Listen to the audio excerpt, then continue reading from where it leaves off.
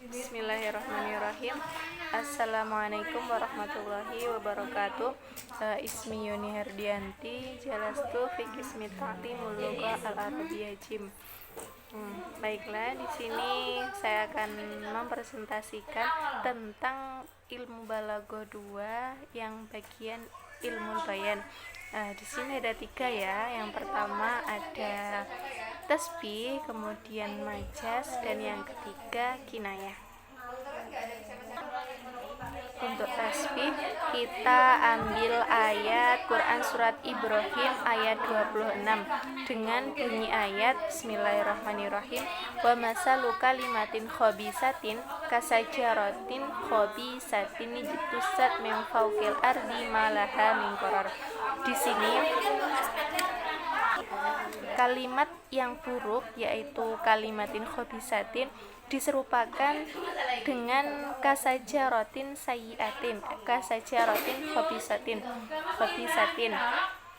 Diperumpamakan kalimat yang buruk, yang dimaksud kalimat yang buruk di sini adalah kalimat seperti kekafiran, seperti itu, kalimat yang tidak bermanfaat, itu disamakan dengan pohon yang buruk yang ketika dicabut akar-akarnya dari permukaan bumi, maka dia tidak akan dapat tegak sedikit pun. Kategori tasbih pada ayat tersebut yakni tasbih bentuk mursal, ya, karena menampakkan ada tasbih pada ayat tersebut yakni huruf kaf. Alasan digunakan tasbih bentuk tersebut adalah sebagai perumpamaan kalimat yang buruk, yaitu kalimat kekafiran, seperti yang sudah saya katakan tadi, itu diserupakan seperti pohon yang buruk, yaitu pohon hanzal yang buahnya sangat pahit, yang telah dibongkar sampai ke akar-akarnya dari permukaan bumi, maka ia tidak dapat tetap sedikit pun, artinya tidak mempunyai tempat untuk berpijak lagi. Maka demikian pula keadaan kalimat kekafiran, tidak mempunyai tempat berpijak, tidak mempunyai ranting, dan tidak ada keberkahannya dan kemanfaatannya.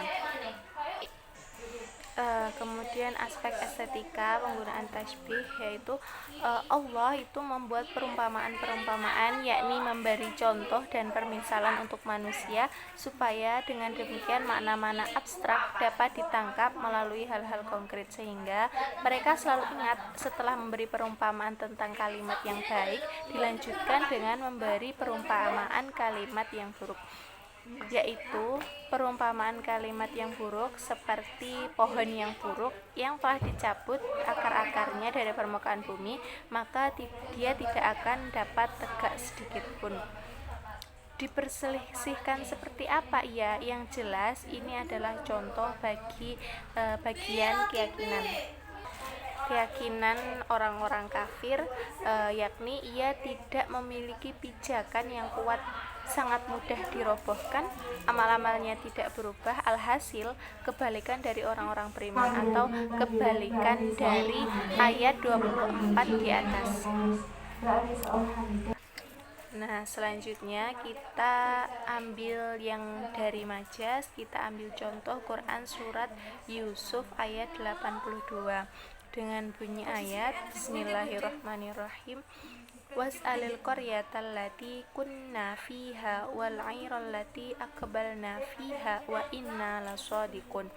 Dan tanyalah penduduk negeri yang kami berada di situ, dan kafilah yang kami datang bersamanya, dan sesungguhnya kami adalah orang-orang yang benar. Kategori majaz di sini yakni majaz mursal yang alaqah kulliyah. Alaqah kulliyah yang dimaksud yaitu sesuatu yang dapat mencakup lainnya. Maksudnya disebutkan kulli, tapi yang dimaksud adalah juz'i. Seperti ini. Was'alil qaryata yang dimaksud adalah sebagian dari penduduk desa, bukan keseluruhan dari qaryah. Alaqah kulliyah itu seperti itu. Kemudian alasan digunakan majas dengan bentuk tersebut adalah yang dimaksud sebagian dari penduduk negeri, yakni negeri Mesir. Artinya, kirimkanlah utusan ke negeri Mesir, kemudian tanyakanlah kepada penduduknya dan kafilah rombongan musafir yang kami datang bersamanya. Mereka adalah terdiri dari kaum Kan'an yang sesungguhnya adalah orang-orang yang benar. Selanjutnya aspek estetika penggunaan majas. Di situ disebutkan untuk meyakinkan dan meneguhkan kepercayaan Bapak, hendaklah kamu suruh beliau bertanya sendiri kepada orang-orang yang mengetahui kejadian penangkapan itu, dan bertanyalah kepada kampung atau ahlul qaryah sebagian yang kami ada padanya, yaitu kampung tempat kami singgah dalam perjalanan yang jauh itu, sebab berita itu telah tersebar kemana-mana. Dan kafilah yang kami jumpai di negeri itu yaitu kafilah yang sama-sama kafilah Kan'an. Selanjutnya untuk kinayah, kita ambil contoh Quran surat Ibrahim ayat 42 dengan bunyi ayat Bismillahirrahmanirrahim. Wala tahsabanallahu ghafilan amma ya'malu zalimuna innama yuakhiruhum liyaumin tashkhasu fihil absar. Dan janganlah sekali-kali kamu Muhammad mengira bahwa Allah lalai dari apa yang diperbuat orang-orang yang zalim. Sesungguhnya Allah memberi tangguh kepada mereka sampai hari yang pada waktu itu mata mereka terbelalak. Kategori kinayah merupakan kategori kinayah dengan dua perintah.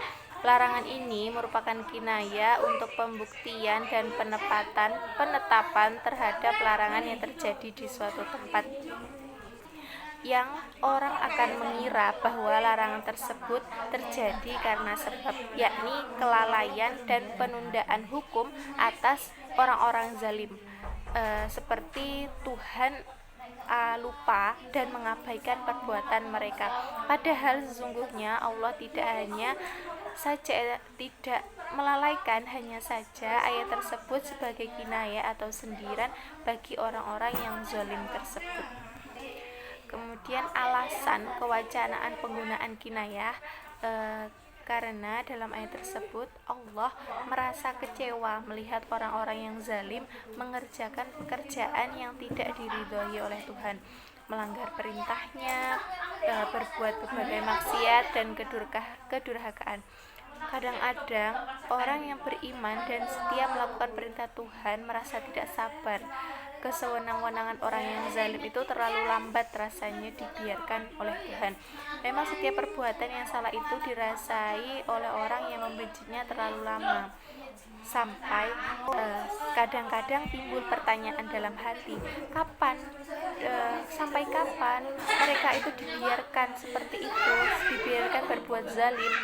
Apakah keadaan yang tidak benar dan tidak adil ini dibiarkan saja oleh Tuhan? Mengapa Tuhan tidak bertindak? Nah, seperti itu. Perasaan yang demikian yang dijawab Tuhan dengan ayat ini. Tuhan menjelaskan, jangan dikira Tuhan lengah dan lalai. Sekali-kali Tuhan tidak lengah dan lalai, bahkan segala gerak-gerik orang zalim itu tidak lepas dari tirian Tuhan. Artinya di sini Tuhan menangguhkan perbuatan orang zalim tersebut yang selanjutnya akan diproses di hari akhir nanti. Kemudian aspek estetika penggunaan kinayah. Kelalaian adalah makna yang mencegah seseorang berada di atas sesuatu kebenaran, bukan keselamatan bagi yang terzolimi dan merupakan ancaman bagi orang yang zalim. Nah, dari sini ayat ini menyatakan, janganlah sekali-kali siapapun engkau mengira bahwa Allah lalai sehingga Allah lupa, dalam arti tidak menjatuhkan sanksi dari apa yang diperbuat oleh orang-orang zalim, yakni mereka yang mempersekutukannya, tidak mensyukuri nikmatnya atau hidup menganiaya orang lain. Memang kau melihat mereka bagaikan hidup bahagia, memperoleh kesenangan dan kekayaan, tetapi ketahuilah bahwa sesungguhnya Allah hanya memberi tangguh mereka beberapa saat sampai hari pada waktu itu mereka diselesaikan atau diproses perbuatannya yang zalim tersebut. Sekian dari kami, kurangnya mohon maaf. Wassalamualaikum warahmatullahi wabarakatuh.